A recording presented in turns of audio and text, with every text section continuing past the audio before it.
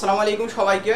আজকে আমরা কোষ ও এর গঠন এই অধ্যায়ের কিছু টপিক জেনে নিব। তো শুরুতে হচ্ছে আমরা জেনে নিই কোষ কি। কোষ সম্পর্কে আমরা একটা আইডিয়া নিই। আমরা সকলে জানি হচ্ছে কোষ হচ্ছে জীবদেহের গঠন এবং কার্যকরী একক। এটা আমরা হচ্ছে কি ছোটবেলা থেকে জেনে আসছি। এখন কোষের কিছু বৈশিষ্ট্য আছে। কোষ হচ্ছে স্বনির্ভর, আত্মপ্রজননশীল এবং নিজে নিজে বিভাজিত হতে পারে। কিছু প্রোটোপ্লাজম দ্বারা হচ্ছে গঠিত, তার ভেতরে পূর্ণ থাকে। তো কোষ যদি বিভাজন না হতো তাহলে তো আমরা কি হতাম, আমরা তো ছোটই থেকে যেতাম।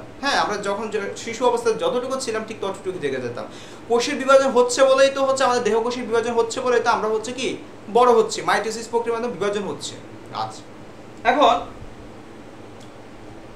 কোষের হচ্ছে আমরা একটা চিত্র দেখাচ্ছি। দেখো, উদ্ভিদ কোষের হচ্ছে একটা চিত্র দিয়ে দেখাচ্ছি।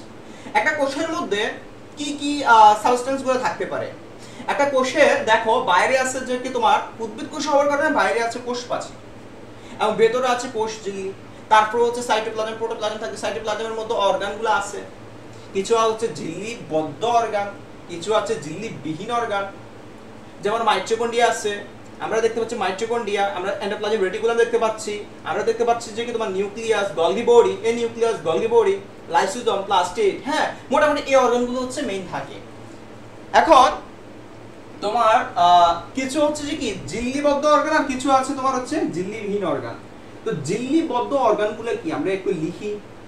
ঝিল্লিবদ্ধ ঝিল্লিবদ্ধ অঙ্গাণু, এগুলো কোথায় রাখা? সাইটোপ্লাজম থাকবে না, বলো? এগুলো সাইটোপ্লাজম থাকবে। তো ঝিল্লিবদ্ধের মধ্যে কি আছে?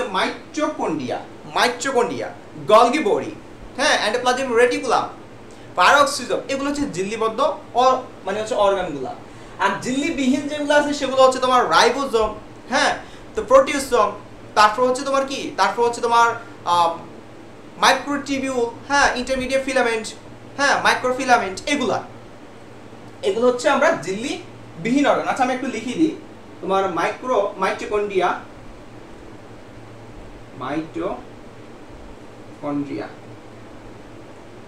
আচ্ছা, গলগি বডি। আমরা এই অর্গানগুলো সম্পর্কে হচ্ছে ইন ডিটেইলসে জানবো। আমরা আস্তে আস্তে হচ্ছে আগের নামগুলোর সাথে পরিচিতি হই। তারপর হচ্ছে তোমার এন্ডোপ্লাজমিক রেটিকুলাম,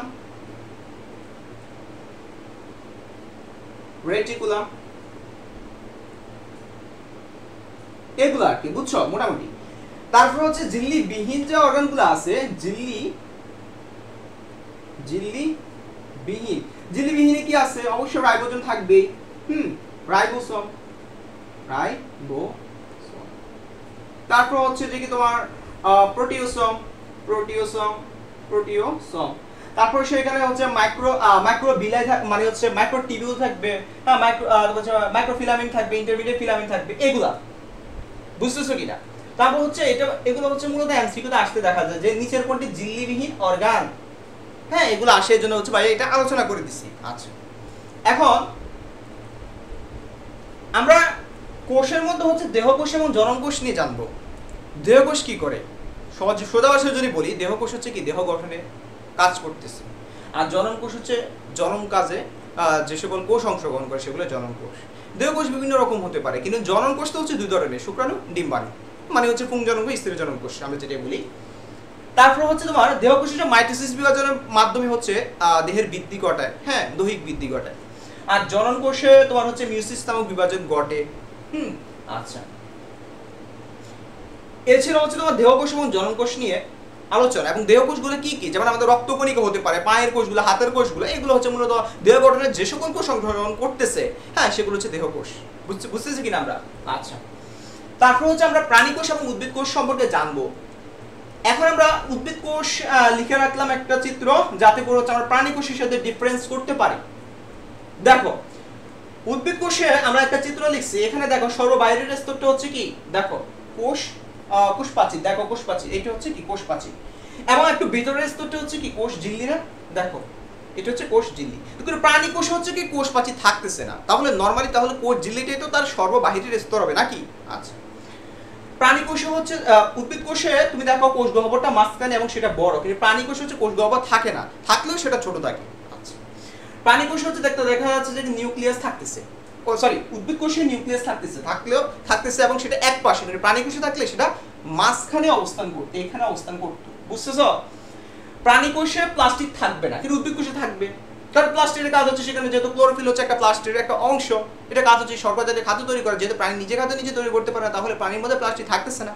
আচ্ছা, তারপরে হচ্ছে তোমার উদ্ভিদ কোষে তোমার মাইক্রোবিলাই থাকে না, কিন্তু প্রাণী কোষে মাইক্রোবিলাই আছে, দরকার আছে। হ্যাঁ, খাদ্য যেমন যে পরিপাকের সময় কি পড়ছিলাম, মাইক্রোবিলাইগুলো কি করে খাদ্যকে শোষণ করে, পড়ছি না?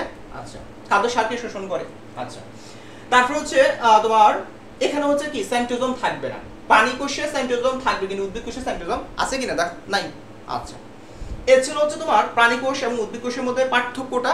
হ্যাঁ, আচ্ছা, যেগুলো হচ্ছে পরীক্ষা আসতে দেখা যায়, বা মোটামুটি ইম্পর্টেন্ট যে পার্থক্যগুলো আছে এগুলো বলে দিছি। আচ্ছা, এখন আমরা আদি কোষ এবং প্রকৃত কোষ সম্পর্কে জানবো। এখন আদি কোষ হচ্ছে তোমার প্রোক্যারিওটিক সেল, আর প্রকৃত কোষ মানে ইউক্যারিওটিক সেল। হ্যাঁ, আচ্ছা, তো আদি কোষে তোমার হচ্ছে আদি কোষে যে বিষয়টা থাকতেছে,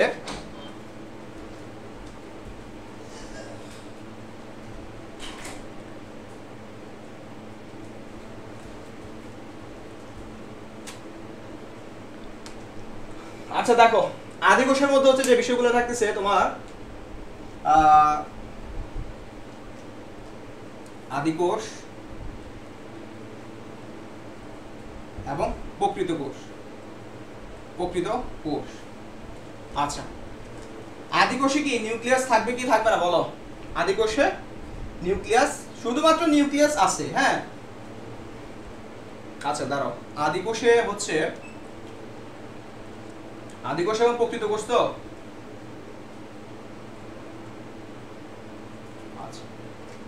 আচ্ছা, প্রথমত হচ্ছে আমরা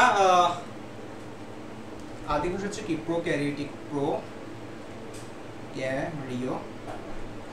সেল। হ্যাঁ, আর হচ্ছে এটা হচ্ছে ইউক্যারিওটিক সেল।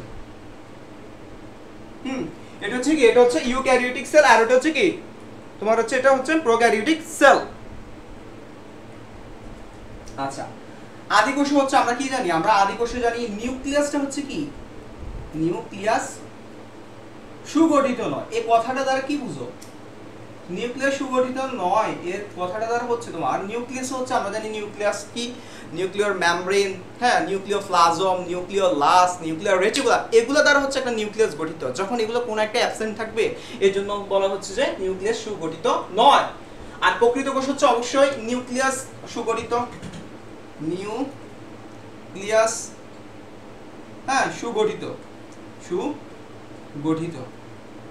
আচ্ছা, আদি কোষে তোমার নিউক্লিয়াস ছাড়াও, নিউক্লিয়াস অর্থাৎ আদি কোষে রাইবোজোম ছাড়া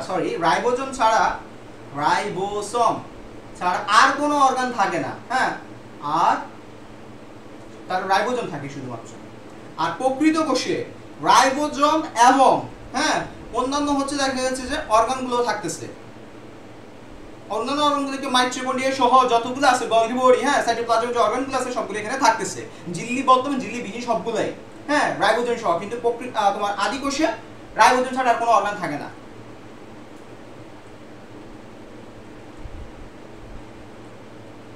আচ্ছা, আদি কোষের ক্ষেত্রে তোমার রাইবোজোমের ক্ষেত্রে হচ্ছে 70S দেখা যায়, আর প্রকৃত কোষে হচ্ছে 70S এবং হচ্ছে 80S, হ্যাঁ, দুটোই হচ্ছে দেখা যায়। আচ্ছা, আদি কোষের ক্ষেত্রে হচ্ছে ডিএনএটা হচ্ছে কেমন? হ্যাঁ, বৃত্তাকার।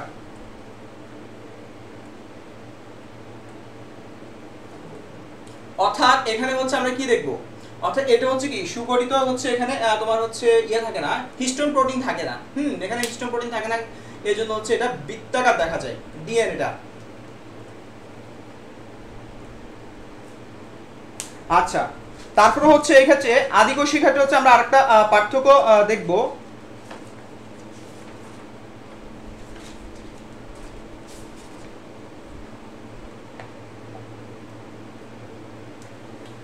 দেখো এখানে হচ্ছে আদি কোষে তো আমরা বললাম যে হচ্ছে এখানে বৃত্তাকার কেন ডিএনএ, কারণ হচ্ছে এখানে হিস্টোন প্রোটিন থাকতেছে না। কিন্তু এখানকার ডিএনএটা কেমন হবে?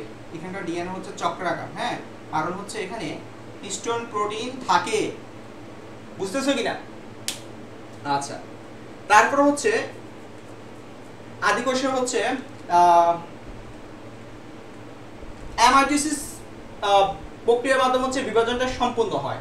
আর হচ্ছে প্রকৃত কোষে হচ্ছে তোমার মাইটোসিস এবং মিয়োসিস বিভাজনের মাধ্যমে হচ্ছে প্রক্রিয়াটা কি হচ্ছে, সম্পন্ন হচ্ছে। মানে আদিকোষে এগুলো ঘটতেছে আর কি, বিভাজনগুলো ঘটতেছে।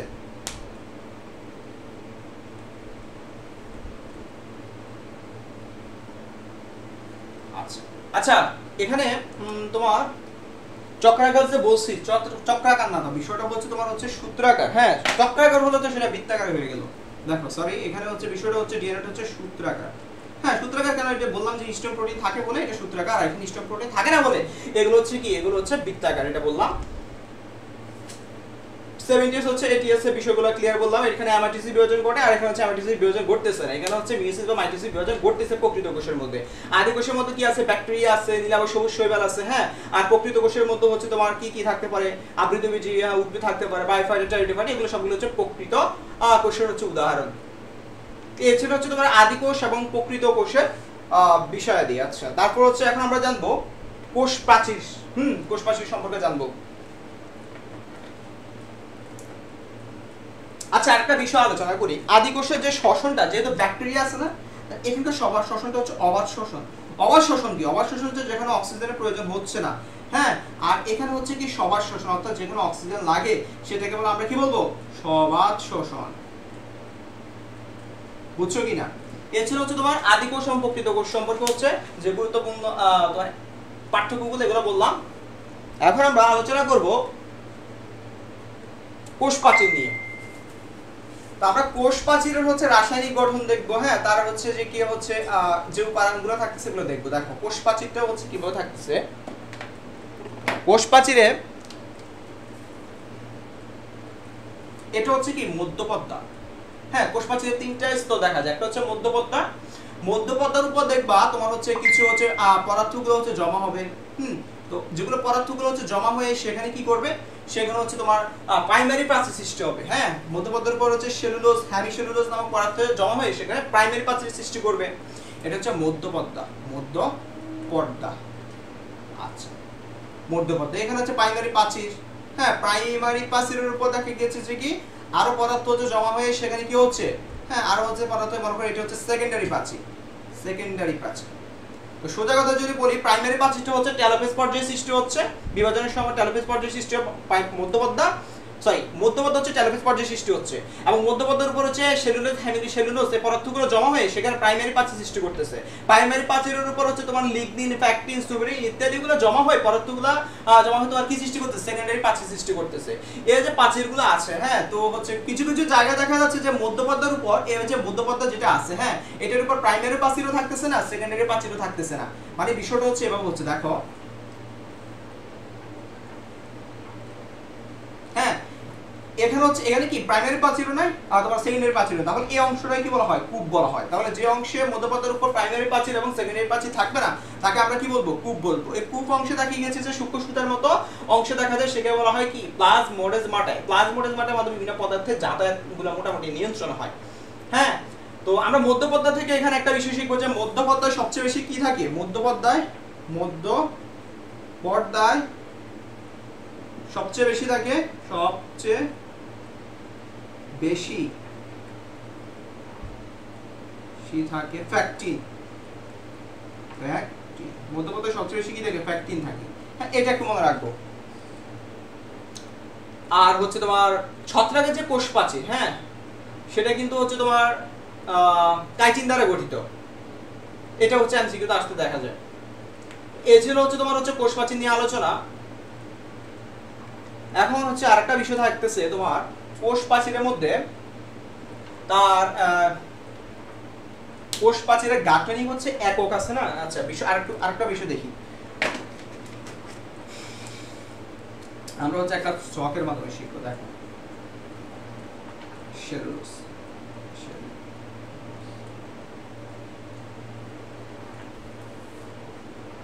কোষ প্রাচীরের প্রধান উপাদান হচ্ছে সেলুলোজ। হ্যাঁ, 100টা সেলুলোজ হচ্ছে মাইসিন।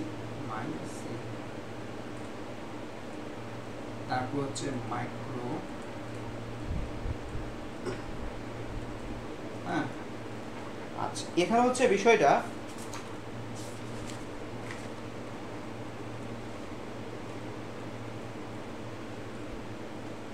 মাইক্রোফাইব্রিল, হ্যাঁ, ম্যাক্রোফাইব্রিল, তারপর হচ্ছে কি ম্যাক্রো,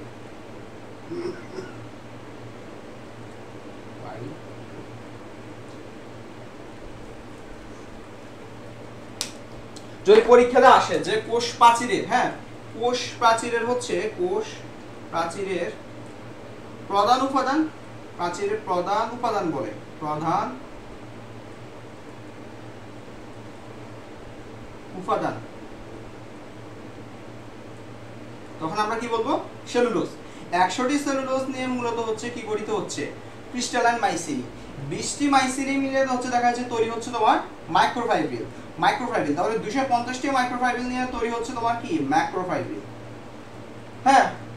এর জন্য হচ্ছে তোমার তোমার হচ্ছে কোষ প্রাচীর নিয়ে আলোচনা, এবং হচ্ছে কোষ প্রাচীর হচ্ছে, আর এখানে যদি বলে যে কোষ প্রাচীরের ক্ষুদ্রতম একক কি, তখন আমরা কি বলবো? মাইসেলি, ক্ষুদ্রতম একক, ক্ষুদ্রতম একক। যদি বলে প্রধান একক কি, হ্যাঁ, তখন আমরা কি বলবো? প্রধান উপাদান বা প্রধান একক হচ্ছে সেলুলোজ। ক্ষুদ্রতম বলতে আমরা মাইসেলি বলবো। আর হচ্ছে এই প্রসেসটা হচ্ছে আমরা শিখে রাখবো যে 100টি সেলুলোজ নিয়ে ক্রিস্টালাইন মাইসেলি, 20টি হচ্ছে দেখা যাচ্ছে ক্রিস্টালাইন মাইসেলি নিয়ে মাইক্রোফাইব্রিল, 250টি মাইক্রোফাইব্রিল নিয়ে ম্যাক্রোফাইব্রিল তৈরি হচ্ছে। বুঝছো কিনা? এখন আমরা জানবো হচ্ছে কোষ ঝিল্লি। আচ্ছা, কোষ ঝিল্লিটা আমরা দেখি। কোষ ঝিল্লির গঠনটা আমরা একটু দেখি।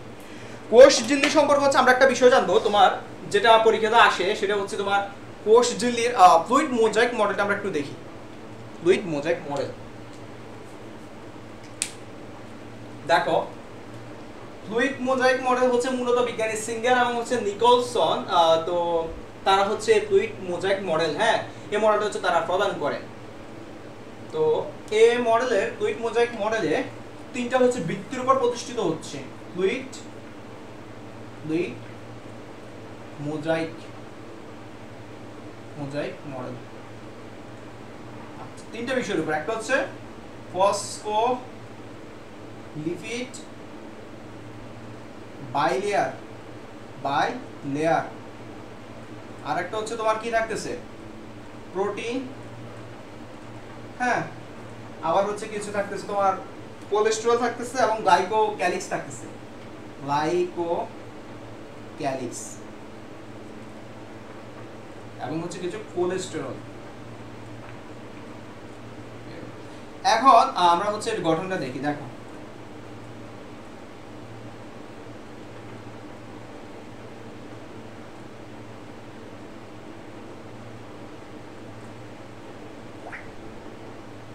আচ্ছা,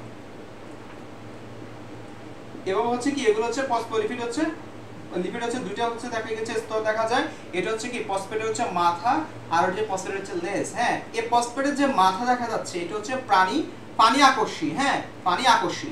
আর এটা হচ্ছে কি, এটা হচ্ছে হাইড্রোফিলিক, হ্যাঁ, এটা হচ্ছে পানি আকর্ষী মানে এটা হাইড্রোফিলিক। আর এটা হচ্ছে কি, এটা হচ্ছে তার লেজ মানে সেটা হচ্ছে হাইড্রোফোবিক।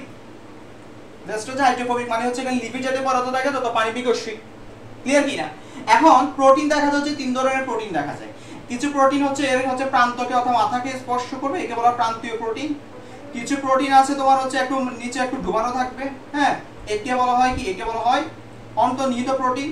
আর কিছু হচ্ছে তোমার হচ্ছে থাকতেছে, তোমার কিছু প্রোটিন থাকতেছে দেখো, সেটা হচ্ছে দুইটা হচ্ছে স্তরকে কি করতেছে, দুইটা স্তরকে হচ্ছে তোমার হচ্ছে স্পর্শ করতেছে, তাহলে সেটা হচ্ছে যে আন্তঃঝিল্লি হচ্ছে প্রোটিন।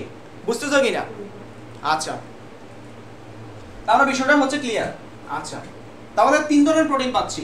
একটা হচ্ছে তোমার প্রান্তীয় প্রোটিন, আরেকটা হচ্ছে কিছু অন্তর্নিহিত প্রোটিন, আরেকটা হচ্ছে আন্তঃঝিল্লীয় প্রোটিন, হ্যাঁ। এখন প্রোটিনগুলোর সাথে, প্রোটিন অণুগুলোর সাথে দেখা যাচ্ছে কার্বোহাইড্রেট হচ্ছে একটা শিকল যুক্ত হচ্ছে, হ্যাঁ। তো কার্বোহাইড্রেটের যখন শিকলটা যুক্ত হবে তখন আমরা কি বলবো তাকে? আমরা বলবো তাকে সেটাকে আমরা কি বলবো? সেটাকে আমরা বলবো যে আচ্ছা,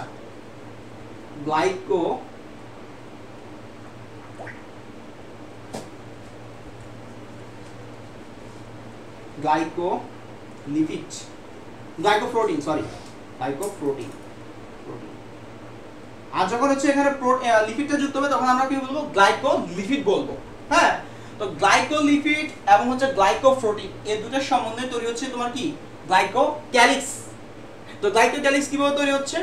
গ্লাইকোপ্রোটিন এবং হচ্ছে গ্লাইকোলিপিডের সমন্বয়ে। আচ্ছা, এ হচ্ছে তোমার হচ্ছে গ্লাইকোক্যালিক্স নিয়ে আলোচনা। প্রোটিনের তিনটা অংশ নিয়ে বললাম। আর ফসফোলিপিড বাইলেয়ার কিভাবে হচ্ছে? দুইটা হচ্ছে লেয়ার দেখা যাচ্ছে। এর মধ্যে মাথা হচ্ছে পানি আকর্ষী, লেজ হচ্ছে পানি বিকর্ষী, অর্থাৎ হাইড্রোফিলিক হাইড্রোফোবিক। লেজে হচ্ছে তোমার লিপিড জাতীয় হচ্ছে দেখা সাবস্টেন্স আছে, এর কারণে সেটা হচ্ছে পানিকে বিকর্ষণ করতেছে। হ্যাঁ, এই হচ্ছে তোমার হচ্ছে আলোচনা। এখন কিছু হচ্ছে এগুলো পদার্থের মাঝে মাঝে হচ্ছে কিছু তোমার হচ্ছে কি দেখা যায়? কোলেস্টেরল দেখা যায়। এগুলো পাকে পাকে হচ্ছে কিছু কোলেস্টেরল আমরা এখানে দেখতে পাই। হ্যাঁ, কিছু কোলেস্টেরল দেখা যায়। কি থাকে? কোলেস্টেরল এখানে অবস্থান করে পাকে পাকে। হ্যাঁ, এই ছিল হচ্ছে তোমার আলোচনা। এখন এটাকে হচ্ছে কি নরমালি হচ্ছে এগুলো হচ্ছে কি করে? যখন এগুলো হচ্ছে মূলত এই বাইলিয়ার গুলো হচ্ছে কাপাকাপি করে, আর কাপাকাপি করে মূলত এগুলো তরলের ন্যায় দেখা যায়। যদি আমরা হচ্ছে একটু পৃষ্ঠে অবস্থান থেকে যদি দেখি, এটাকে হচ্ছে দেখা যাচ্ছে মোজাইকের মতো দেখা যাবে প্রোটিন অণুগুলাকে। হ্যাঁ, বা হচ্ছে এটা যে বাইলিয়ারটাকে, এই জন্য এটাকে বলা হয় ফ্লুইড মোজাইক মডেল বলা যায়। হ্যাঁ, এখন হচ্ছে কাপাকাপি করে তো তরলের মতো দেখা যায়, মোটামুটি মোজাইকের মতো দেখা যায়। বুঝতেছো কিনা? এখন কোষঝিল্লি হচ্ছে কি করে? বিভিন্ন পদার্থের যাতায়াতকে নিয়ন্ত্রণ করতে পারে। তারপর হচ্ছে ফ্যাগোসাইটোসিস বা ফিনোসাইটোসিস প্রক্রিয়া হচ্ছে হেল্প করে। হ্যাঁ, আমরা জানি হচ্ছে কোষঝিল্লির হচ্ছে আমরা কাজ সম্পর্কে আমরা জানবো। কোষঝিল্লির কাজগুলো হচ্ছে আমি বলি, দুইটা বিষয় বলি। কাজের মধ্যে হচ্ছে বইতে দেখবা তোমার হচ্ছে দুইটা বিষয় আলোচনা করা হচ্ছে। একটা হচ্ছে ফ্যাগোসাইটোসিস, আচ্ছা কাজটা আমরা দেখি। একটা হচ্ছে ফ্যাগোসাইটোসিস, ফ্যাগোসাইটোসিস মানে কি? ফ্যাগোসাইটোসিস মানে হচ্ছে সলিড যে সাবস্টেন্স গুলো আছে, হ্যাঁ, বা কঠিন জাতীয় যে পদার্থগুলো আছে, হ্যাঁ, এগুলোকে কি করে? এগুলো হচ্ছে শোষণ করে। কঠিন পদার্থ এগুলো কি করে? সে খাদ্য হিসেবে হচ্ছে গ্রহণ করে, অর্থাৎ কোষের ভিতরে হচ্ছে রেখে গেছে ফ্যাগোসাইটোসিস প্রক্রিয়ার মাধ্যমে গ্রহণ করার প্রক্রিয়া। আর ফিনোসাইটোসিস মানে কি তরল জাতীয় যে পদার্থগুলো আছে না, এগুলোকে গ্রহণ করার প্রক্রিয়া হচ্ছে পিনোসাইটোসিস।